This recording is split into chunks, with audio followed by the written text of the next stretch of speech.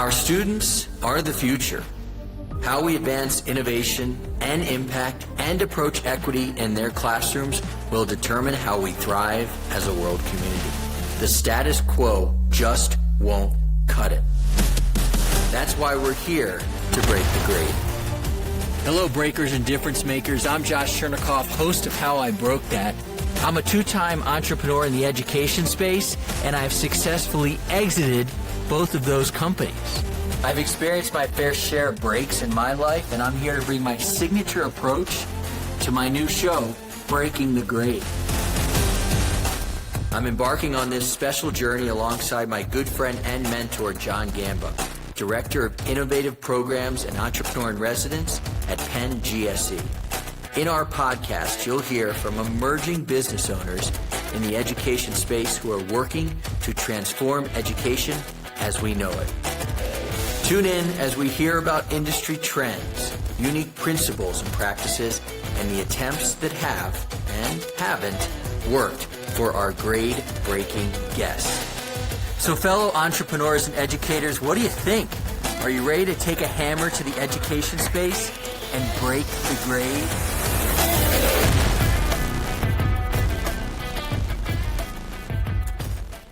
Hello, everybody. Welcome to a live edition of Breaking the Grade.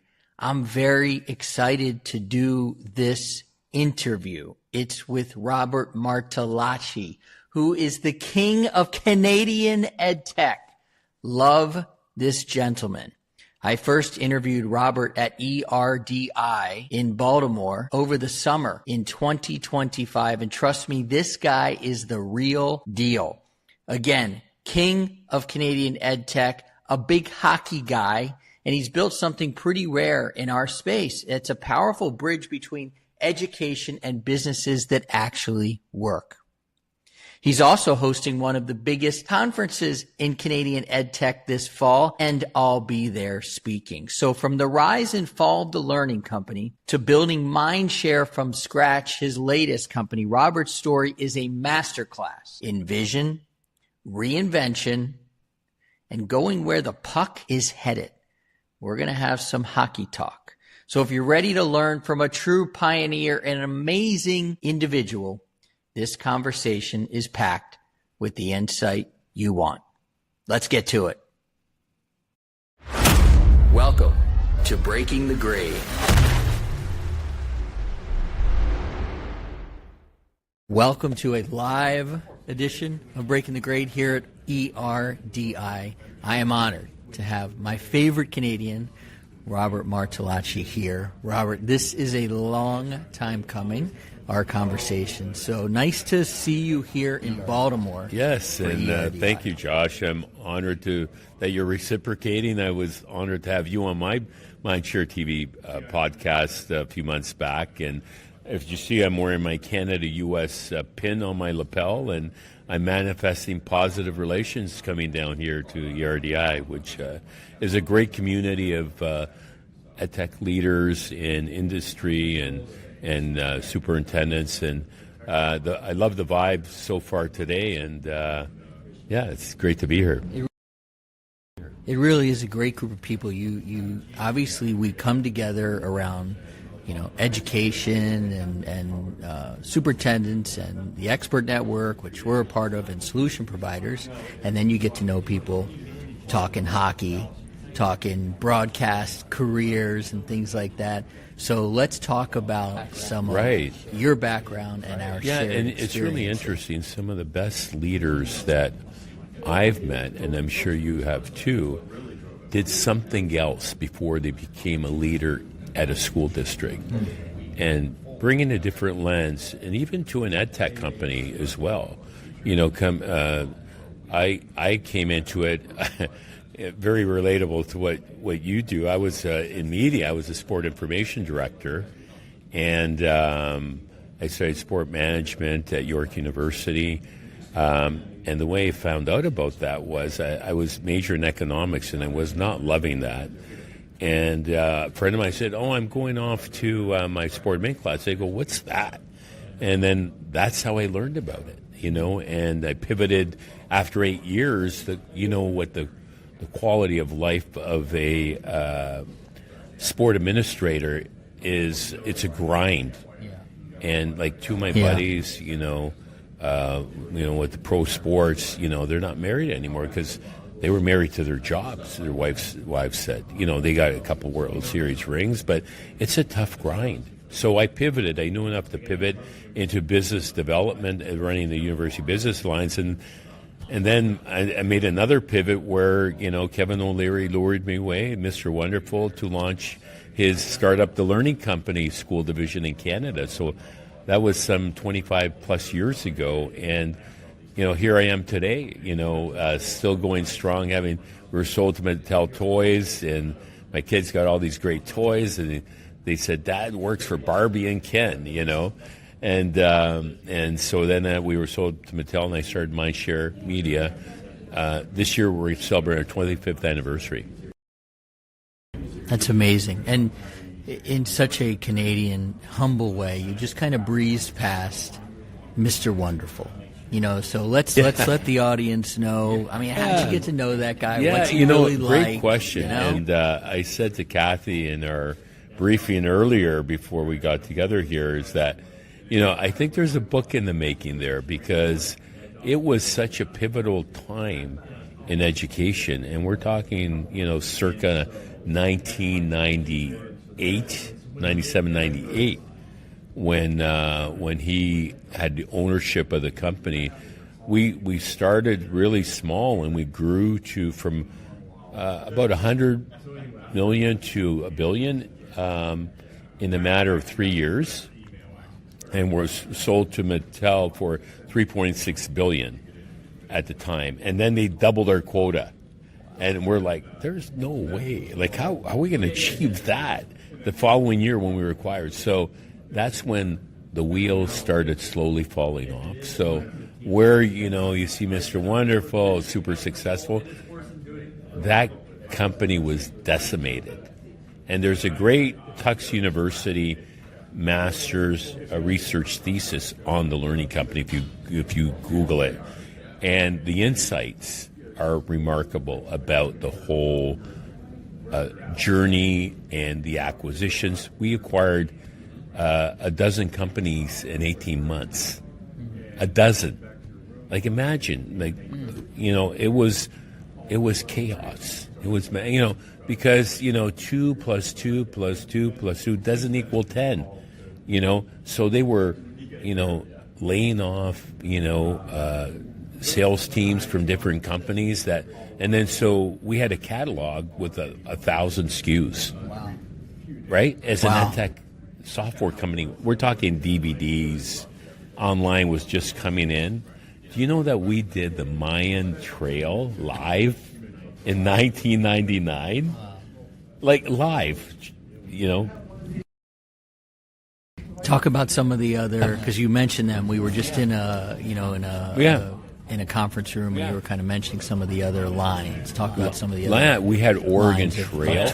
So here's something and I'm going to blog about this one because it withstood the test of time, and I asked myself why. And because it was one of the early gaming type of software products that was challenge-based. I'm a big fan of challenge-based learning. And Oregon Trail was a journey to get across the West and all the things you needed to do to get there. From a transportation mode, from, acquiring food and all the necessary things that you need to travel, right? So, yeah, and I don't know if you ever played it yourself, but the Zumbinis were another one. The Zumbinis and Reader Rabbit. Reader Rabbit. Come on, some of these products. Like, I had one of everything. So my kids were very fortunate that we had Living Books, the Living Book series, Dr. Seuss, Green Eggs and Ham. That DVD played itself over and over and over. And I remember my twins were, like 4 or 5 at the time, and we'd, go to bedtime reading was playing the DVD, And, they'd be watching, playing. It was interactive, and Dad would pass out sometimes, fall asleep while these guys are just having their time with it. But, we had National Geographic. We had some incredible brands that we represented at the time, and we were the global leaders. So it was cool to go from the top to the bottom because we came crashing down. And that was humbling in a way, but it inspired my company. So I was inspired by Kevin to go into entrepreneurship and start Mindshare 25 years ago. And so, sounds like it was a wild time. And talk about what the times are like now in Mindshare, because they are not wild. It's, back then, the sales conferences, we had quarterly sales conferences, we were down in New Jersey on the shore. I'm from Canada, so where the Trumpet's Casino there, Atlantic City. We're down in Atlantic City. Yeah. We were down in Arizona. We'd have Sonoma. We were all over the place having these quarterly inspirational sales conferences. And Kathy Hurley and her good buddy Deb DeVries were the catalysts behind that. And they made them so inspiring and fun. I still have my Rita Rabbit beach towel that we were at a friend's pool party, and I see this Rita Rabbit, and I'm like, what's that doing? So one of my kids brought it, forgot it. I got it back because it was a collectible.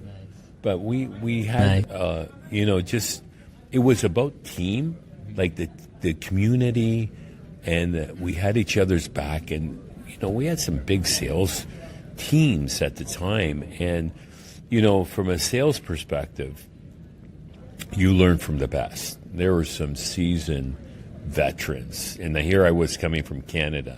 So what happened was when the learning company pretty much disbanded, I knew people all over North America that were in EdTech. So just that all our colleagues moved on to different companies. So it was a catalyst for me to do something on my own, and with my expertise in knowing the market North America-wide, because I would report it down to San Francisco ultimately. And so fast forward to today, COVID was, I never imagined in my lifetime that there would be 100% use of some form of tech-infused pedagogy by every teacher because of necessity. So we are capable of transforming. And I was just sharing with one of our colleagues that is into storytelling that the reason I started our Schools of the Future Challenge 17 years ago was I wanted us to get beyond pockets of innovation. We all know a great school, a great teacher, but where's the equity? Where's the expansion? Where's the, the diffusion model where kids are all experiencing, engaging, tech-infused pedagogical learning. Right. And to this day, we're still talking about pockets of innovation. If you can describe for me again and for the audience, but if somebody were to go to Canada to join you in is it a warehouse? Is like this workshop? Is it you're like Santa and you got a workshop? The Mindshare Workspace is Canada's first shopping mall North America's first shopping mall located co-working innovation center. We recently hosted the Peel District School Board Superintendent of Innovation and Research, Bernadette Smith, who's partnering with us at our summit as a presenting partner. And I want you there this fall, October 29th and 30th in Toronto, with the University of Toronto as well as a presenting partner. We had a design thinking learning exchange with Peel and Mindshare. 32 of their EdTech leaders and Bernadette and we shared what we're working on, our projects, and they shared all their passion projects that teachers applied for and got funded across the entire district. large districts can innovate if they have the right structure. And I've never seen any other district achieve the penetration and the depth of innovation like Appeal Board, that's the second largest in Canada. It's over 150,000 students. Okay.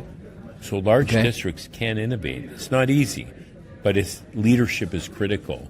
And so our workspace is a melding of WeWork, university incubators, schools of the future, like, well-designed schools, learning commons in libraries. I visited all these unique spaces and kind of created something out of frustration that I felt that I experienced in all these different spaces I visited over time, and to create the ultimate work and learning space with power power drops come down from the ceiling, so you're not restricted. I want to go there so bad. Flexible, I want to go there so bad. Flexible and movable furniture, soft seating, hard seating, high seating, chopping block tables, 3D printers, podcast studio, the largest touchscreen board on wheels in North America is in my workspace. It's 8 feet long. This is in a mall. And It's this in a is mall. in a mall. So in the wintertime, you want to go for a walk, you want to go for lunch, you're in the comforts of a B-level mall. So it's not like the Mall of America, but it's a comfortable sized mall that's a community-based mall that you can pop in and out of easily. And so I'm 2 minutes from my house. I used to commute an hour each way. So my quality of life, I figured it out after 18 years. But my quality of life, I drive my electric car, 2 minutes, if I catch all the green lights. And my daughter calls it the Mindshare Mobile, because they got our Mindshare Workspace logo on it. I feel like your life is just green lights. That's an interesting way to put it. You know what? The harder I work, the luckier I get. And I want it. Did you just come up with that, or is that something that you've thought through? Well, that and passion has no clock. You and I are entrepreneurs, and we're relentless, right? And in order to achieve success, you cannot think like you are on a clock. And I'm blessed to have been doing what I do for the last 25 years. And part of it was looking at my lifestyle and looking at my kids and thinking, how much engagement do I want with them? So when I pivoted from the learning company, I could have gone to work for some big players, and I chose to do the consulting because I was working from home. I picked the kids up after school, and I would coach them in hockey. And hockey coaching started at sometimes 4 o'clock practice. So if I was in a big company where they owned my time versus me owning and controlling my time, I mean, that's the beauty of entrepreneurship. When you agree, like, we control our time. I would say, I always tell people, what's it like, owning your own company? I say no days are Friday, and every day's a Friday. And my mom spent many years working for Bill Bradley. Yeah. Who always said, he's a Basketball Hall of Fame, played for the Knicks, U.S. Senator, New Jersey. When you're not practicing, somebody else is. So when you kind of put those two things together, they're a little bit at odds, But I try and think of those two things and recognize that when I'm not practicing, somebody else is, but I also do need some the days net off. result of this is that my kids thrive, right? I coached them in soccer and hockey. My wife and I were involved in, school council, you name it. I have no regrets. So fast forward to today, my twins are CPAs, investment bankers, and getting married next year. And my daughter is in cybersecurity, Bianca. So, I think we did a pretty good job, and I feel like I didn't leave anything on the table. I did all I could for them because I didn't have the supports they did, and I wanted to provide it. And it's a great use case on parenthood and what it takes. It's hard work. Parenthood is hard work, and you're a young and upcoming parent like I was, and entrepreneurship is hard work. And striking a balance is not easy. There's a lot of sacrifices that my wife made, and she's a professional. So it's not easy, but I wouldn't trade. Like, if I was and I still play faculty hockey at York University. So, quick little side story. When I left York, I was playing on the faculty hockey team, and I was recruited at 27 by the then president, Ian McDonald, who put me on his line because he liked to score goals and knew I was a good hockey player. So my vintage is I played against Gretzky growing up in Toronto, and I know I look a lot younger than I am. But I still play 3 times a week, and these guys inspired me because I was a youngster on the team at 27. Fast forward 30-plus years, Ian retired at 92, and I got the Longevity Award recently, 2 years ago, and I'm like, oh my God, but I had a lens into the future of what was coming by watching all my buddies on my faculty hockey team, the professors and administrators, who were living through their years, their best years, and what challenges and pivots they made along the way in terms of their lifestyle and well-being. Yeah. Well, I think in some of the same games and in hockey, right, they talk about go where the puck is going. So tell everybody what this principle is. So, and it's interesting, Wayne Gretzky's father would take that, and I, as a coach, I had the rink board, right, for practice, and he would show him where to go when the puck was going. So, and you go where the go where the puck's going. You don't always follow the puck. You go where it's going, not where it is. It's where it's going. So basically anticipating where the next play is. So he developed, and I think some things are teachable, and I think it's strategy. It's strategy. So he was taught that at a young age. It became embedded. It became like in a record. When you play an old record, right? Those lines were embedded in his mind of where to go and how to play the game. But when I played against Wayne, he saw the whole ice, right? So some people have a narrow vision, and it's very relatable to what we do today. We're hyper-focused on one area of EdTech, for example, or sales. You got to take a broader view perspective. If you're not just selling, you're doing business development. You need to do conferences. There's a number of sales and marketing tactics that you need to deploy, particularly in this tough market. Tough market. There's a tendency for us to pull back. You have to double down. I agree. So if we're talking about where the puck is going, you're obviously North America, but let's really focus on Canada. Yeah.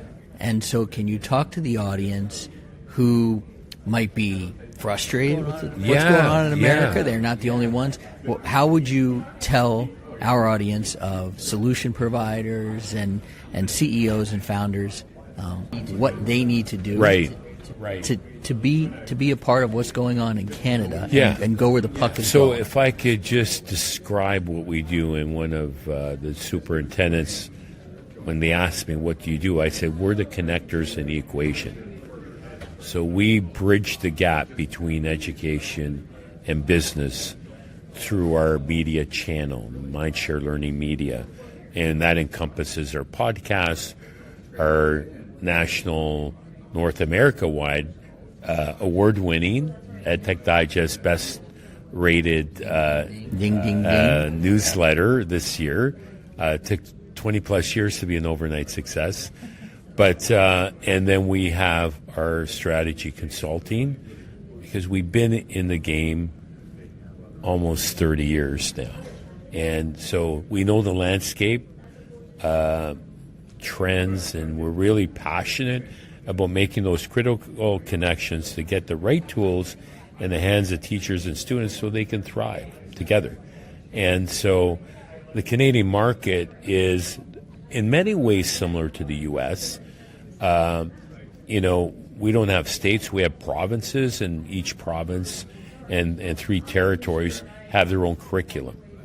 So, but with AI, honestly, I really feel like it's an opportunity for us to create a national curriculum and streamline and create some efficiencies. So I think we're not done yet, and consolidation, because there's a renewed interest in.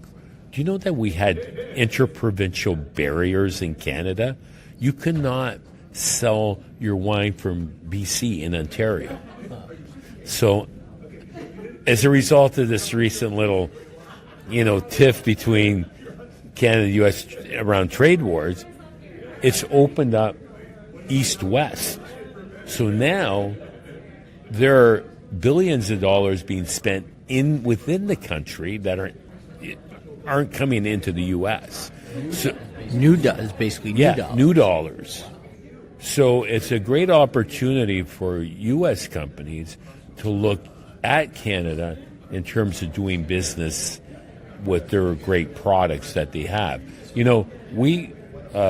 The wine distributors in Ontario, largest province in Canada, stopped selling U.S. wine. My buddy, who's a wine importer, is sitting on $1 million of California wine that he can't sell. Can we help him? If you want to consume it, you mean? Sure. But I like my California wine, but I pivoted to French. I'm Italian background, so I love Italian wine. But some of the Canadian wines, when you come up to Toronto, we have a great wine country in Niagara area. It's a beautiful region. It parallels California, actually. Wow. Look, I'm really excited about coming up and joining you guys. I'm interested in your whole story. There's a lot of inspiration. There's a lot to unpack. This could be a whole series. I love your passion. I love what you do. I love seeing you and Gamba, bantering back and forth. I mean, it's an amazing community that we have, and there aren't a lot of passionate storytellers in the edtech space like us. I've been at this 18 years. I did my master's in edtech at Pepperdine, so I spent a lot of time in the U.S. and got a lot of inspiration. I have that American mindset when it comes to entrepreneurship, because in Canada, what your American colleagues need to understand is we tend to be more conservative. Lots of tire kickers, teachers, they like to try things first, and whereas I'm amazed. I'm down here, and you'll hear a superintendent say, "Let's try that." No, that doesn't typically happen. Well, I think we're adopting more of that mindset with Peel Board as an example, approaching me to sponsor my conference. That's unique.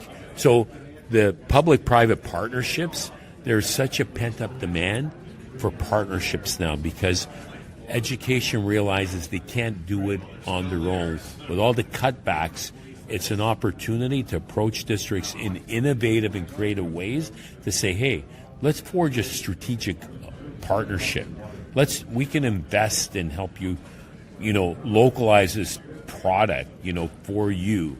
You can be a lighthouse school. You know what? You want to be a lighthouse school district? We're going to give you the first opportunity to launch this product. So there's creative and innovative ways from a go-to-market strategy to really tap into uncharted waters. Yeah, you really embody the pin that you are wearing, which is the American flag, the U.S. flag, and the Canadian flag. You really do embody that, and I think especially when it comes to entrepreneurship, which is, hey, you've got that drive, but you're also bring that Canadian, that humble smile, and ready to rock and roll for yourself and for others.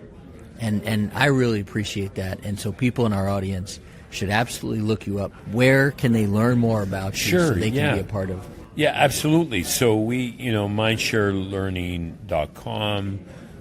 You can access off that our Mindshare workspace. And if any of you are ever up in Toronto, you're welcome to come over to the Mindshare workspace in the great city of Mississauga, which is a suburb, as a free stay for the day with us and tinker and learn a few things about learning and innovation.